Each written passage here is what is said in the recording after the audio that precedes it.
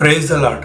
ఈరోజు దేవుని మాట లూకా సువార్త 17:23. యేసయ్య రెండవ రాకడ దగ్గరవుతున్న సమయంలో విశ్వాసులలో గందరగోళము, అయోమయము మొదలవుతుందని యేసయ్య ముందుగానే హెచ్చరించాడు. ముఖ్యంగా విశ్వాసులు కొంతమంది ఏ సంఘానికి వెళ్ళాలి అన్న నిర్ణయం తీసుకోలేక ఇబ్బంది పడుతుంటారు. కొంతమంది జనం ఎక్కువ ఉన్న దగ్గరికి వెళ్దాం అనుకుంటారు, మరికొంతమంది మన వాళ్ళు ఎక్కువగా ఉన్న దగ్గరికి వెళ్దాం అనుకుంటారు. కానీ దేవుణ్ణి ప్రార్థించి ఆయన చూపిన సంఘానికి మాత్రము వెళ్ళాలనుకోరు.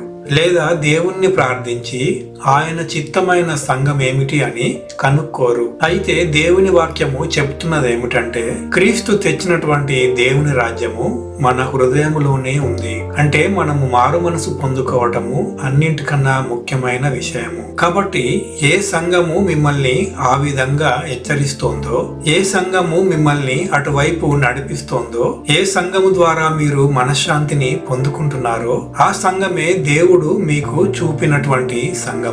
అంతేకాని పై మెరుగులు చూసి అటు ఇటు పరుగులు పెట్టకండి. పరిశుద్ధాత్మ దేవుడు తన నడిపింపును మరింతగా మనకు అనుగ్రహించును గాక. ఆమెన్.